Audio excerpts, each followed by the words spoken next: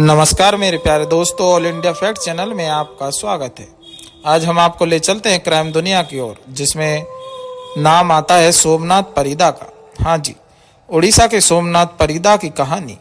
सेना के डॉक्टर ने अपनी पत्नी को 300 टुकड़ों में काटा, उसके मुखिया से बात की। जी हाँ, दिल्ली में हुए भयावह अपराध से जुड़े और कई मामले यहाँ दिन पर दिन आते रहते हैं दोस्तों, जिसमें 26 वर्षीय श्रद्धा वाकर की हत्या कर दी गई और बाद में उसके लिव इन पार्टनर आफ्ताब अमीन पूनावाल ने उसके शव के टुकड़े कर दिए। अतीत में हुए कई अन्य जघन्य हत्याकांड भी फिर से चर्चा में है। इन हत्यारों में आपने पीड़ितों की हत्या करने के बाद अपराध को छिपाने के लिए हर संभव कोशिश की, हालांकि कानून ने उन्हें पकड़ लिया है दोस्तों। भारतीय सेना के सेवानिवृत्त डॉक्टर सोमनाथ परिदा ने जून 2013 में अपनी पत्नी उषा श्री की हत्या कर दी थी और बाद में उसके शव को 300 टुकड़ों में काट दिया था दोस्तों। जी हाँ, उसी के बारे में हम आपको आज बताने वाले हैं दोस्तों। उड़ीसा की राजधानी भुवनेश्वर का है, जहां एक सेनावृत्ति सेना कर्नल डॉक्टर सोमनाथ परिदा ने अपनी पत्नी उपाश्री की हत्या कर दी थी। परिदा ने 3 जून 2013 की रात को अपनी पत्नी की हत्या की थी। फिर उसने सबको 300 टुकड़ों में काट दिया। उन्हें टिफिन बॉक्स, पॉलीथीन बॉक्स और 2 ट्रकों में संग्रहित कर लिया और 20 दिनों तक घर में शव के अंगों के साथ रहा। 71 वर्षीय डॉक्टर सोमनाथ परिदा भारतीय सेना से सेवानिवृत्त डॉक्टर थे। सेवानिवृत्ति के बाद वे अपनी 62 वर्षीय पत्नी उषा श्री के साथ भुवनेश्वर के नयापल्ली इलाके में रहते थे। दंपति का एक बेटा घटना के समय अमेरिका में रहता था, जबकि एक बेटी दुबई में रहती थी। मीडिया रिपोर्ट में पता चलता है कि डॉक्टर परिदा एक गुस्सैल व्यक्ति थे और अक्सर भड़क जाते थे। दंपति में अक्सर झगड़े होते रहते थे। 3 जून 2013 की रात को ऐसे ही एक लड़ाई में उषा श्री की मौत हो गई। डॉक्टर परिदा ने कथित तौर पर अपनी पत्नी उपाश्री की हत्या करने के लिए स्टील की रॉड का इस्तेमाल किया। बताया गया कि डॉक्टर परिदा ने उसके सिर को लगभग 300 टुकड़ों में काटा और उन्हें एक ट्रक और कई स्टील टिफिन बॉक्स में रखा। उपाश्री के शरीर को छत विछत करने के लिए कई धारदार हथियारों और अन्य उपकरणों का इस्तेमाल किया गया। चूंकि डॉक्टर परिदा एक प्रशिक्षित शल्य चिकित्सक थे, इसलिए वे छुरियों और चाकुओं का उपयोग अच्छी तरह जानते थे, जिसका उपयोग उन्होंने अपनी पत्नी को कई टुकड़ों में काटने के लिए किया दोस्तों।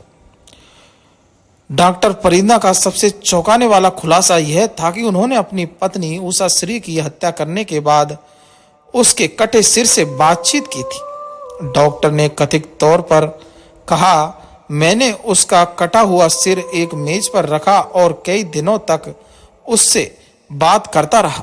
कुछ दिनों के बाद त्वचा के साथ साथ बाल भी उतर गए। मैंने शरीर के टुकड़ों को एक ट्रंक में रख दिया। डॉक्टर ने पुलिस को यह भी बताया कि उसने सड़ते हुए शरीर के अंगों से आने वाली बदबू को छिपाने के लिए फिनाइल और अन्य रसायनों का इस्तेमाल किया था। जब उषा श्री के बच्चे करीब 18 दिनों तक अपनी मां से बात नहीं कर पाए तो उन्होंने अपने रिश्तेदार को डॉक्टर परिदा के घर आने के लिए कहा। 22 जून 2013 को उषा श्री के भाई रंजन सामल व अन्य रिश्तेदारों के साथ घर आए और डॉक्टर परिदा से अपनी बहन के बारे में पूछा, लेकिन डॉक्टर परिदा ने दरवाजा नहीं खोला और लगातार यही कहते रहे कि उषा श्री अपनी बेटी के पास दुबई चली गई है। इस झूठ से उषा श्री के रिश्तेदारों को शक हुआ कि कुछ गड़बड़ है। जब उन्होंने घर के अंदर देखने के लिए खिड़की से झांका तो उन्हें दुर्गंध आई। इसके बाद उन्होंने पुलिस को सूचित किया। पुलिस ने दरवाजा तोड़ा और एक लोहे का ट्रंक मिला, जिसमें उषा श्री के कटे हुए शरीर के अंग रखे हुए थे दोस्तों।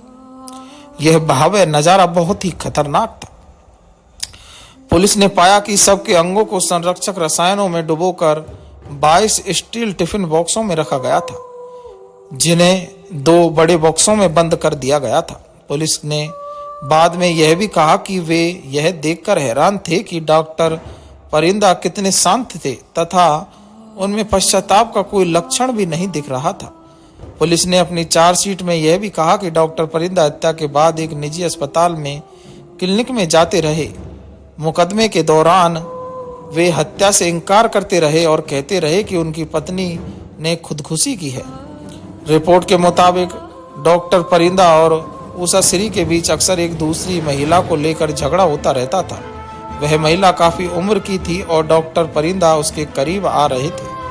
गुस्से में रहने वाले डॉक्टर को इस मामले में आरोपी बनाया जाना पसंद नहीं था और एक झगड़े के कारण उसने उषा श्री की हत्या कर दी थी। दोस्तों, अगर सजा की बात करें तो फरवरी 2020 में डॉक्टर परिंदा को आजीवन कारावास की सजा सुनाई गई और 50,000 रुपये का जुर्माना भी लगाया गया। दोस्तों, यह कहानी आपके दिल तक पहुंच रही है, आपको दिल को धड़का रही है तो हमारे चैनल को लाइक करें, शेयर करें, सब्सक्राइब करें तथा बेल आइकन दबाना ना भूलें। इस कहानी में इतना ही। धन्यवाद मेरे प्यारे दोस्तों।